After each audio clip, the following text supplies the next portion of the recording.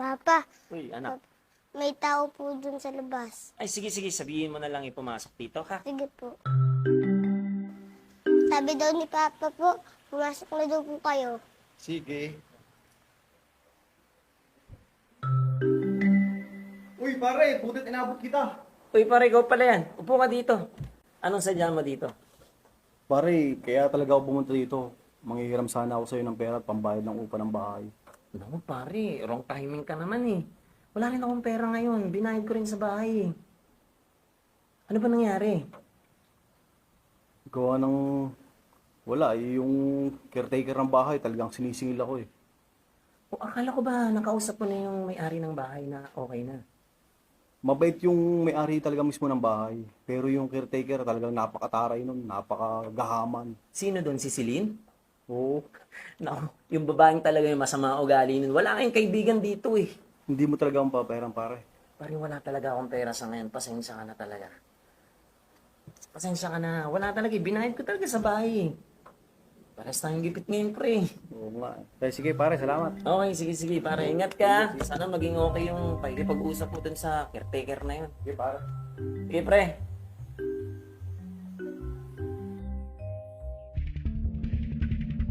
Hoy, mga gasubas! Lumabas kayo dyan! Hoy! Hoy! Hoy! Ano? Nasaan yung pera? Ha? Wala pa rin kayong bayad? Pasensya na ate, talagang wala pa eh. Inaantay ko rin po si kuya eh. Inaantay. Kanina pa rin ako nag-aantay. Wala pa rin hanggang ngayon. Asa na? Ano? Nagkataon Ha? lang kasi ate na nagigipit kami. Ito nga si Leling, nahingay na ng panggatas. Eh anong pakialam ko kung humihingi ng panggatas yung kapatid mo? Hindi ko obligasyon yon. Ang obligasyon ko, yung pambayad nyo ng bahay, nasa na dahil nag-aantay ako. Pasensya na talaga ate, pero gagawa naman po ng paraan ni kuya. Inaantay lang po namin. Nanghihiram na po siya ng pera pambayad.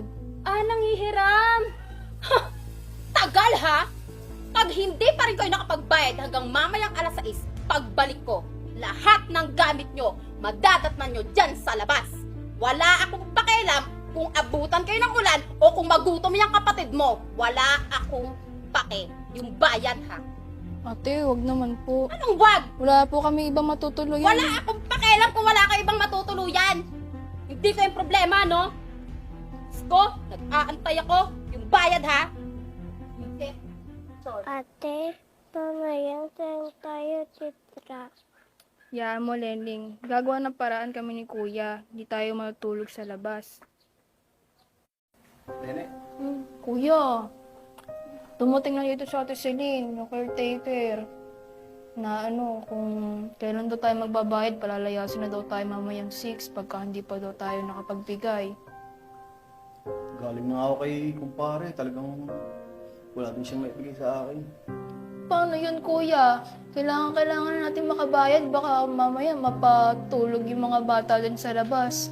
Nakakaawa naman, lalo na si Leling. Kaya nga, Paano kaya to, kuya? Pero baka may naiisip ka pa dyan na paraan para makapagbayad tayo. ito na lang cellphone ko pala. Sasabihin ako to sa ating kumare. Oo nga. Sige po.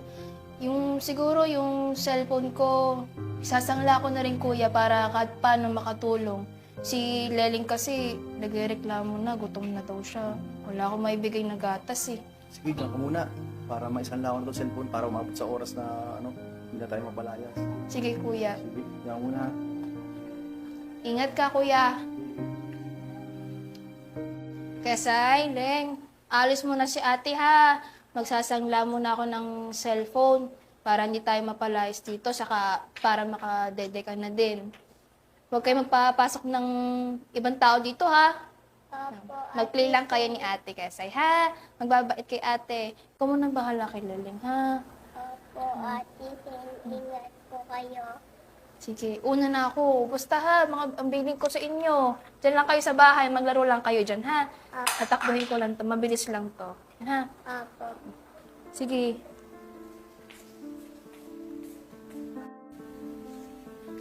Be. Sasanla sana ako yung itong cellphone. Baka pwede. Kailangan ko lang kasi pambayad ng bahay eh. Naku, Be, pasensya na. Nakala na kasi yung pera ko pambayad ng kuryente at tubig eh. Paano kaya to? Baka naman meron ka pa dyang extra dyan kahit magkano. Naku be, wala talaga. Nakalaan na talaga. Pasensya na. Sorry. Wala ka bang ibang kilo na pwedeng pagsanlaan? Wala talaga eh. Ganun ba? Sige. Titingnan ko na rin sa iba. Sige, ingat mo, pasensya na. Salamat.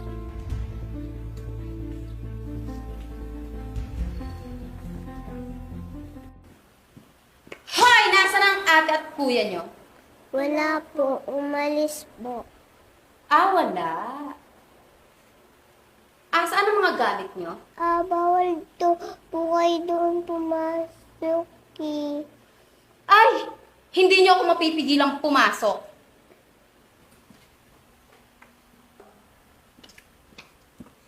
Bakit niyo po kinukuha yung damit namin? Huwag ka mag-alala. Tutulungan ko kayong ilabas lahat ng gamit mo. Kasi ba hindi nagbabayad ng utang yung kuya nyo eh. Teka lang ha, babalik ako.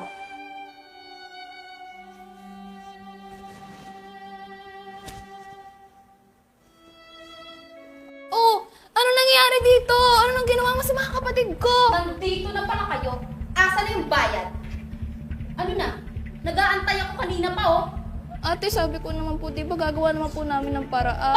Paraan. Lintik na paraan niya. Kanina pa nga ako nag-aantay, di ba? Wala pa rin. Ano? Asa na? Wala Sabi nyo? Wala po talaga, ate. Naghanap naman na po kami ng makukunan ng pera pero talagang wala. Sobrang gipit na po talaga kami ngayon. Sana pong maintindihan nyo. Pasensya. Yung pasensya ko nauubos na, wala na. Lintik, ano ba? Kung hindi kayo magbabayad ngayon, magsilayas kayo. Alis! Ate, wag naman po. Hindi, Ma'am. wala akong pakialam. Kahit sanggol pa yan, palalayasin ko kayo dito. Alis! Ate, Alis parang na. awa nyo na po. Teka. Paxilin, ano ba nangyayari dito? Kasi naman, ma'am, etong mga tenant mo, ayaw magbayad ng upa. Ha? Di ba sinabi ko na sa'yo, Celine, na hindi mo na makakapagbayad si Pax? Ma'am, alam mo, masyado ka kasing mabait. Kaya yang, mga yan, nasasanay, di nagbabayad. Saglit lang, Celine. Bakit parang mas mataas ka dito? Caretaker ka lang naman. Sa akin na nga sila nagsabi eh.